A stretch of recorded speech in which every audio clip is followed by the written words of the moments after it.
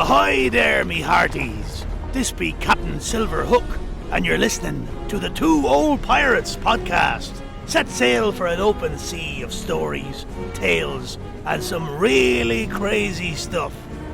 I expect you to like and subscribe, lest you be walking the plank. Ha ha ha!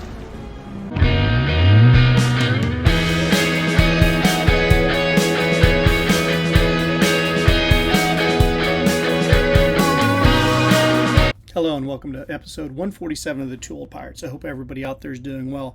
Here's another true story about my hometown of Rockport. So way back in like 1979, 1980, we saw an advertisement in our local paper, the Rockport Pilot. Now, if you don't know about the Rockport Pilot, or you've lived here for a long time and you know about the Rockport Pilot, you understand that pre-internet, pre-social media, pre-Facebook and stuff, a lot of the ways that we found out things about our small town was through the Rockport Pilot. And they had deliveries on Wednesdays and on the weekender, so it'd come out like on Friday. And it told you about all the different things like Oyster Fest and Seafair and DWIs and marriages and obituaries and just small town feel. What happened was, around this time, they offered paper delivery jobs for local youth. So I was about 8 or 9. And I applied. I went down to the main office at the Rockport Pilot, and I applied, and they said, come back by, you got the job. And when I came back the next time, they said that there was about 15 houses that I delivered to.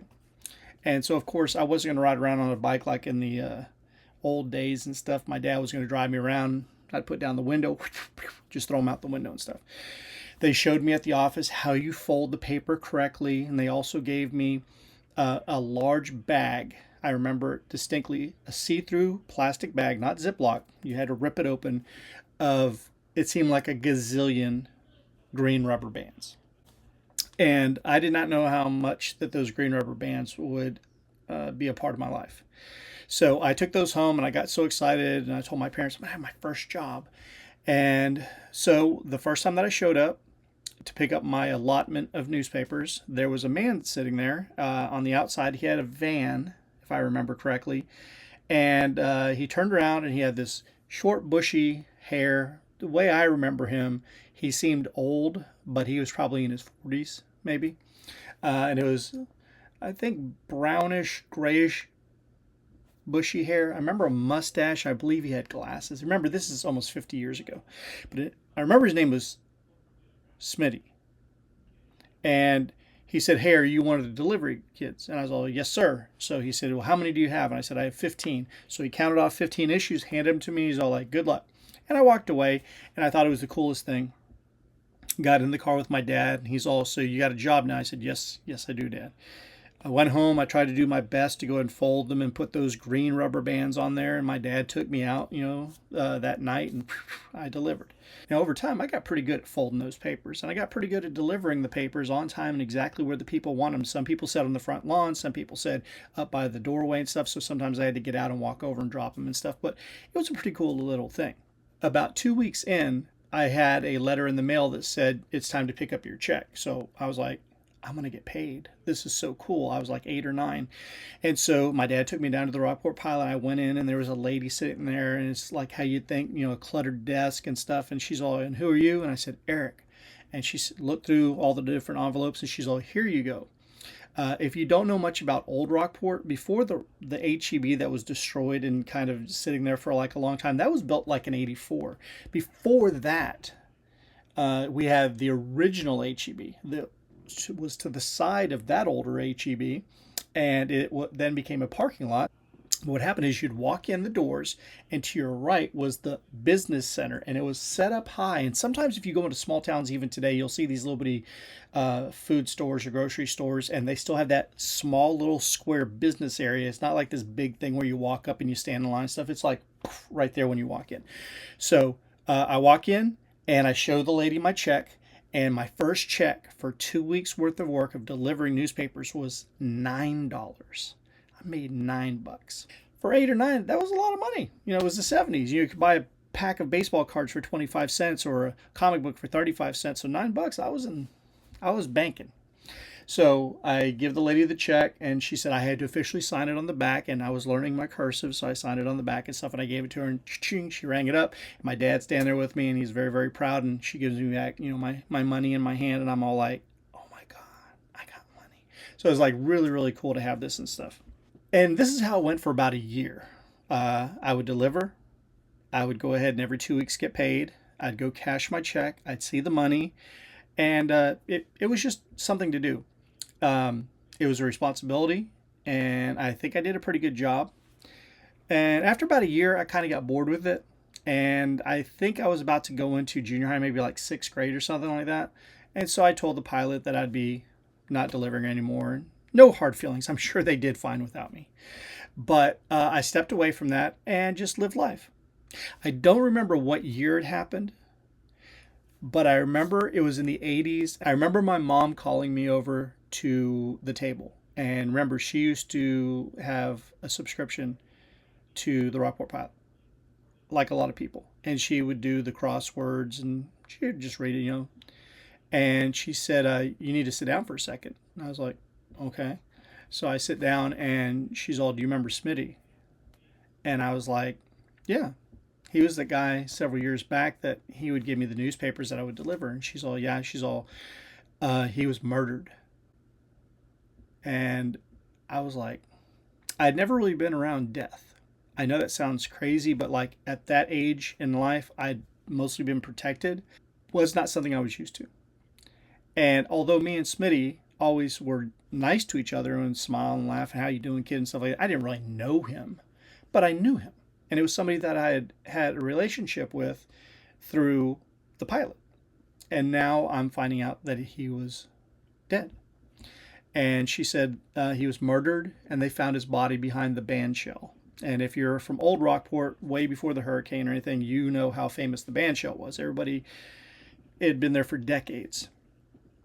And so somebody had murdered him and dumped his body behind the band shell. And I was like shocked because Rockport, we didn't have that type of crime very often. We didn't have murders and stuff like that. And from everything I knew about Smitty in that year, he was a really decent human being. And I don't know why somebody would do that. To this day, I don't know if it was a robbery. I don't know if it was an act of passion. I don't even know if it was solved. I really don't. But I remember Smitty dying. I remember him being murdered. And I remember hearing that his body's found behind the band shell. This is just a tale of Rockport that a lot of people might have forgot. After my mom told me that, I went over to our junk drawer like every family has, and I opened it up. And the reason why I opened it up was that bag of rubber bands that I'd had since I was, 8 or 9, it had always been in one of our drawers in our house because there were so many rubber bands and you might need to use them for something. And so I opened it up knowing it was going to be there. A little bit worse for wear. It had been, several years that had been sitting in there and stuff. And there they were. There wasn't as many as there used to be because my mom had used it for different things or maybe my dad or something. But those green rubber bands are still there. Until my mom passed away in 2007, that bag got smaller and smaller in quantity of green rubber bands. But it was always there. So from my age of 8 or 9 delivering those newspapers for the local newspaper, the Rockport Pilot, through sitting with my mom hearing that Smitty had been murdered, to seeing those that day and remembering that they had handed them to me from the Rockport Pilot and that I wrapped all those newspapers, hundreds and hundreds and hundreds, and always used those green rubber bands. And then they were sitting in this drawer.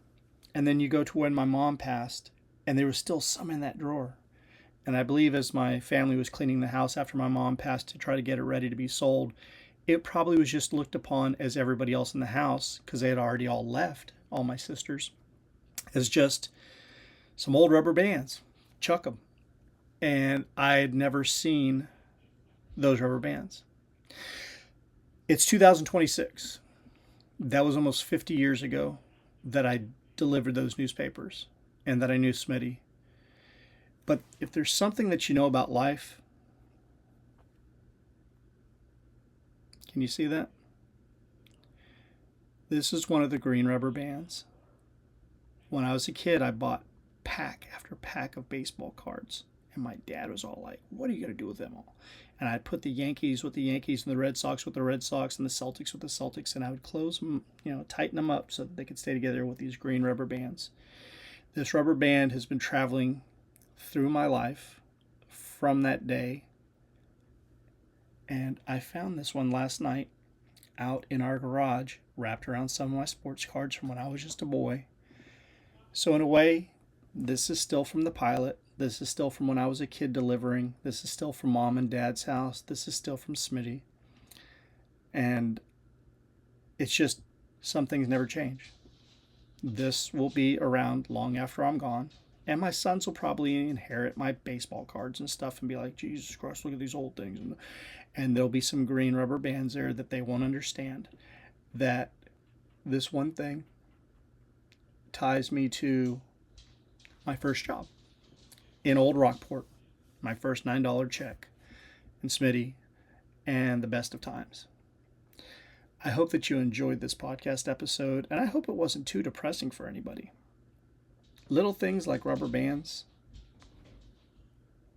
Mom and Dad, the old HEB, my first check, Smitty, Rockport Pilot, right there.